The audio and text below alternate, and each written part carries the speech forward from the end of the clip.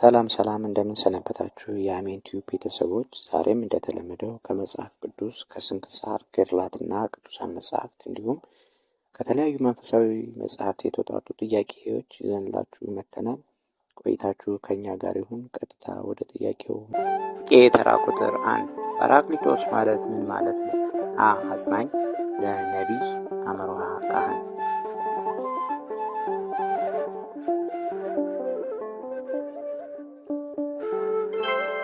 መልሱ ሀሌታ አጽናኝ። ጰራቅሊጦስ የግሪክ ቃል ሲሆን ትርጉሙ ናዛዚ፣ ከሳቲ፣ መንቂሂ፣ አጽናኝ፣ ረዳት፣ አማራጭ ማለት ነው። ይህም ከመንፈስ ቅዱስ መጠሪያዎች አንዱ ነው።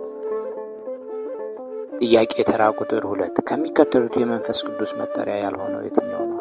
ጰራቅሊጦስ፣ ለአጽናኝ፣ አመርሃ ጴንጠቆስጤ።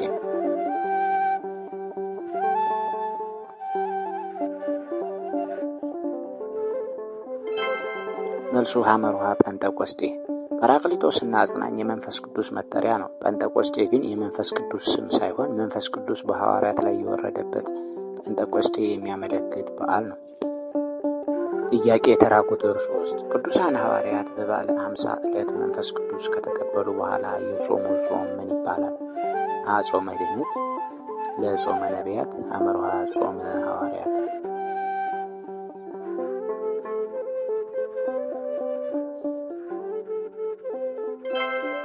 መልሱ አመርሃ ጾመ ሐዋርያት። ቅዱሳን ሐዋርያት በበዓለ ሃምሳ ወይም ጴንጠቆስጤ መንፈስ ቅዱስ ከተቀበሉ በኋላ ለወንጌል ስብከት ከመውጣታቸው በፊት የጾሙ ጾም ጾመ ሐዋርያት ይባላል። ጥያቄ ተራ ቁጥር 4 ቅዱስ ጴጥሮስ መንፈስ ቅዱስ ከወረደበት በኋላ 3000 ሕዝብ ያሳመነው በስንት ሰዓት ነው? 3ኛው ሰዓት፣ ለ6ኛው ሰዓት፣ አመርሃ 9ኛው ሰዓት።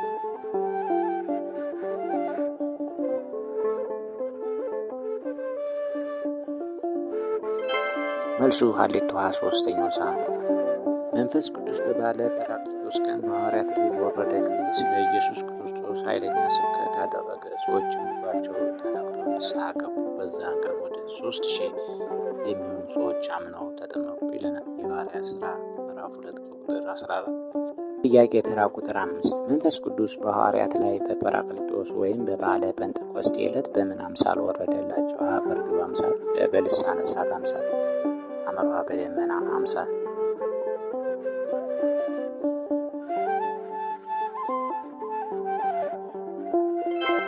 መልሱ በልሳነ እሳት አምሳል። መንፈስ ቅዱስ በበዓለ ጴንጠቆስጤ በሐዋርያት ላይ በተከፈለ ልሳነ እሳት አምሳል ወረደላቸው። እንደ እሳትም የተከፋፈሉ ምላሶች ታዩአቸው፣ በእያንዳንዳቸውም ላይ ተቀመጡባቸው ይለናል የሐዋርያት ሥራ ምዕራፍ 2 ከቁጥር 3።